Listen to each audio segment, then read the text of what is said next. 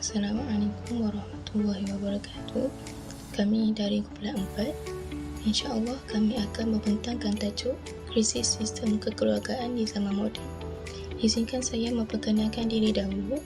Nama saya Nur Afifah binti Muhammad Ali, nombor matrik 1221775.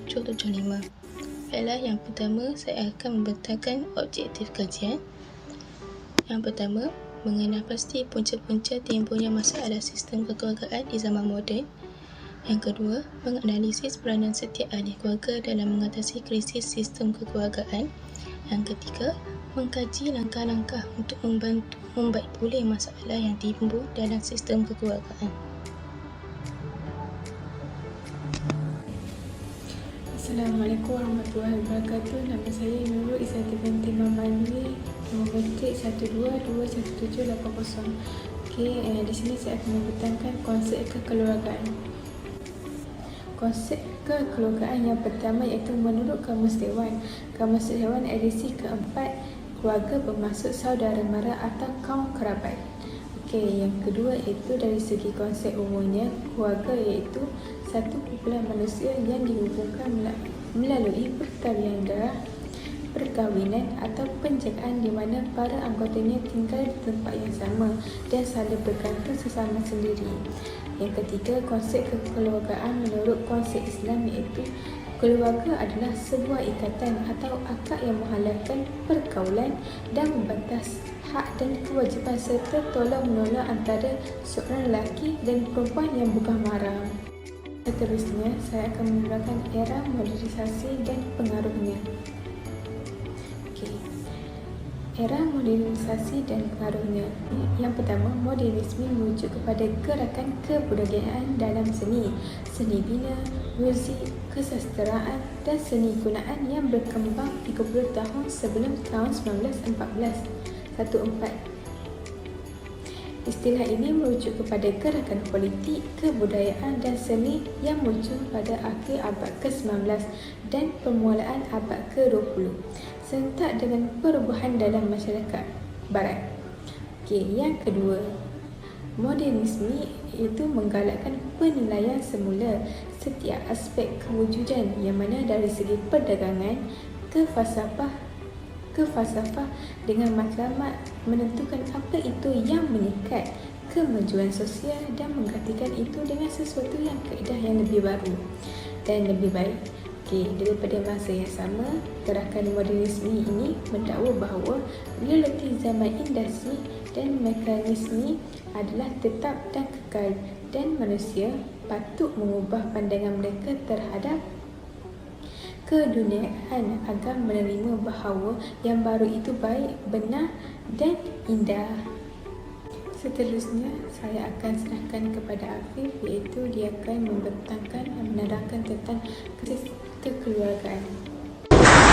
Assalamualaikum warahmatullahi wabarakatuh. Nama saya Afif Wahdi Abdul Halim, nombor matrik 1221776. Pada hari ini akan membentangkan tajuk punca-punca krisis sistem kekeluargaan. Punca pertama ialah kurangnya didikan ilmu agama dalam individu. Hal ini demikian kerana pegangan agama yang kuat ialah satu perkara atau elemen yang penting kerana ia adalah tonggak kebahagiaan institusi keluarga. Pada zaman serba moden ini, kita sering terbaca di muka akhbar tentang permasalahan institusi kekeluargaan. Sebagai contoh, kes penderaan, pembuangan anak, kes penceraian dan sebagainya. Itu semua terjadi adalah disebabkan kekurangan ilmu agama dalam diri. Punca kedua ialah tekanan berbalanan kerja. Tekanan ditarifkan sebagai satu kesukaran untuk menanggung sesuatu beban. Hal ini kerana tekanan secara tidak langsung akan mempengaruhi kehidupan berkeluarga.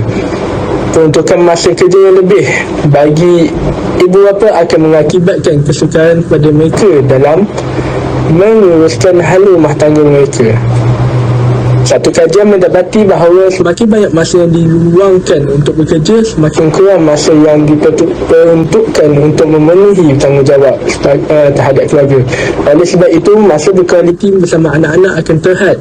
Walaupun masih duduk sebumbung, tetapi disebabkan tekanan bebanan kerja, anak-anak akan diabaikan dan hubungan akan menjadi semakin jauh.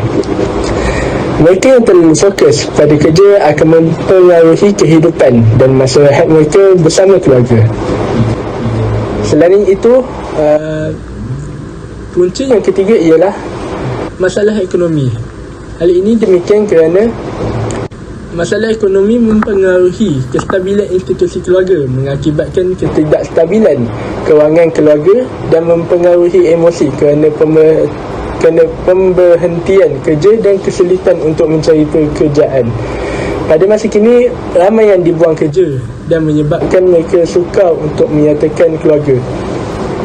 keluarga. Oleh hal demikian, institusi kekeluargaan akan runtuh. Sebagai contoh, berlakunya kes-kes kecurangan antara suami dan isteri, berlaku penambahan hutang piutang yang akan memberi kesan negatif dan menyebabkan keselamatan keluarga terancam. Itu sahaja dari saya. Bismillahirrahmanirrahim. Assalamualaikum warahmatullahi wabarakatuh. Saya Nurul Naimah binti Zulkamal, nombor matrik 1221778. Berikutnya adalah kesan krisis sistem kekeluargaan. Antara kesan yang dialami sekiranya krisis sistem kekeluargaan berlaku adalah kurangnya kasih sayang dan perhatian, khususnya kalangan anak-anak. Impaknya, mereka akan hilang tumpuan dan fokus terhadap pelajaran dan menyebabkan pelajaran mereka di sekolah semakin merosot. Seterusnya ialah kurang didikan agama. Didikan agama sangat penting terhadap anak-anak. Wujudnya kesan negatif sekiranya didikan agama diketepikan, seperti anak-anak terjebak dengan gejala sosial seperti lepak, pergaulan bebas antara lelaki dan perempuan. Hal ini telah mendorong kepada berlakunya zina serta keruntuhan akhlak dalam kalangan mereka. Selain itu, penceraian ibu bapa turut memberikan impak yang sangat besar kepada anak-anak sekiranya krisis sistem kekeluargaan berlaku. Di sini dapat kita lihat bahawa anak-anak meletakkan diri mereka sebagai punca penceraian yang berlaku di antara ibu bapa mereka. Akhir sekali, pengaruh media sosial juga memberikan kesan yang buruk terhadap diri anak-anak kerana mereka menggunakan platform media untuk meluahkan perasaan mereka serta ingin mendapatkan perhatian dan simpati daripada warganet. Tanggungjawab ahli keluarga dalam menangani masalah. Bagi ibu bapa, menunjukkan contoh teladan yang baik kepada anak-anak. Hal ini kerana anak-anak merupakan cerminan kepada ibu bapa dan dapat cenderung untuk mengikuti perbuatan ibu bapa sama ada yang baik atau yang buruk. Yang kedua, mendidik dan menguasai anak-anak, mendidik mereka ilmu agama yang cukup dan ilmu akhlak yang baik dan menguasai kegiatan harian mereka dengan siapa mereka berkawan atau media sosial mereka untuk mengelakkan mereka terjebak dengan gejala sosial yang buruk. Yang ketiga, memberi perhatian dan kasih sayang kepada anak-anak. Jika kita lihat pada zaman sekarang, ibu bapa merupakan ibu bapa yang berkejaya, jadi mereka lebih menumpukan masa kepada kerjaya mereka daripada memberi perhatian kepada anak-anak. Ibu bapa haruslah memberi perhatian dan kasih sayang kepada anak-anak untuk mengelakkan mereka rasa terabas dari hidup mereka. Baiklah, untuk anak-anak pula, mematuhi perintah ibu bapa. Anak-anak haruslah mematuhi perintah ibu bapa selagi mereka tidak menyuruh kita untuk melakukan perkara yang buruk. Yang kedua, menunjukkan komunikasi yang baik dengan ibu bapa. Menunjukkan komunikasi yang baik seperti bincang masalah kita, apa yang kita tidak puas hati, untuk mewujudkan keharmonian dalam keluarga. Yang ketiga, berfikir rasional dan membentuk jati diri yang teguh. Bagi waris pula, membantu menyelesaikan masalah dengan memberi pandangan dan nasihat. Waris boleh memberi pandangan dan nasihat mereka untuk membantu keluarga lain untuk menyelesaikan masalah dalam keluarga mereka.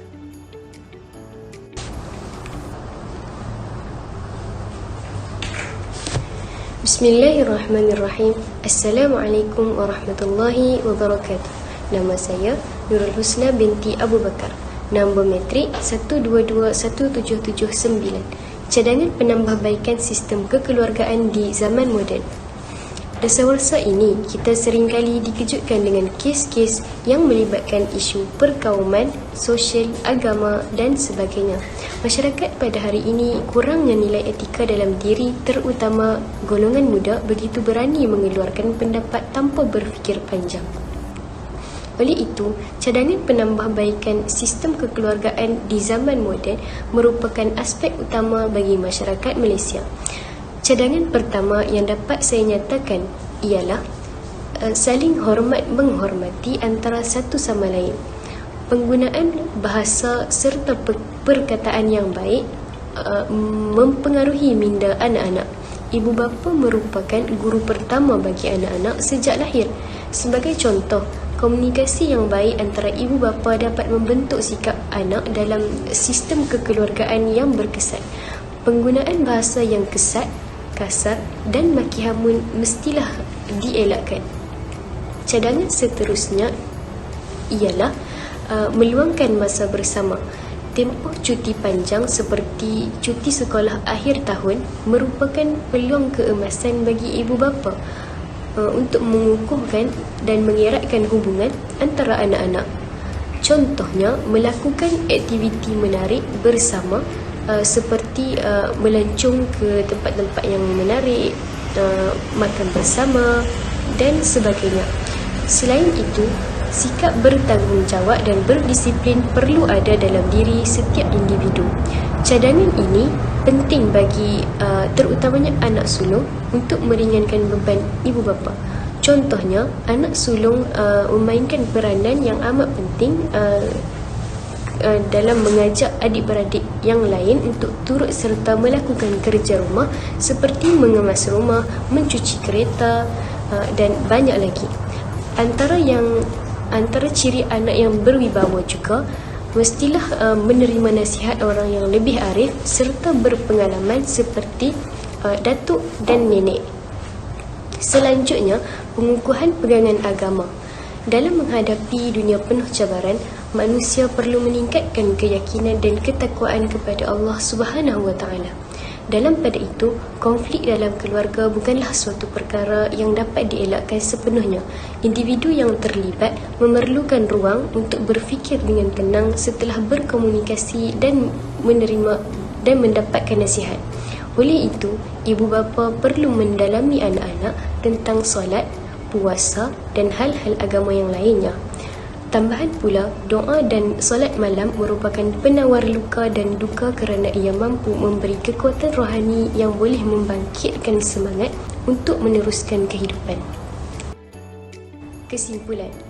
Kesimpulan yang dapat saya simpulkan setelah mengkaji isu permasalahan ini, banyak faktor yang mendorong dalam isu ini seperti punca-punca bagaimana masalah berlaku, kesan yang akan berlaku sekiranya isu ini terjadi, tindakan dan peranan orang sekeliling untuk menyelesaikan masalah ini, dan akhir sekali, cadangan untuk menyelesaikan masalah yang dikaji. Dalam kajian didapati bahawa punca-punca krisis sistem kekeluargaan ini menjadi faktor utama berlaku krisis sistem kekeluargaan di zaman moden. Manakala setelah isu telah dibincangkan, telah tersimpulnya bahawa peranan setiap ahli keluarga dan orang sekeliling sangat penting untuk menangani isu ini. Tambahan lagi, hasil keseluruhan kajian mendapati bahawa banyak cadangan penambahbaikan sistem kekeluargaan di zaman moden. Sekian, terima kasih.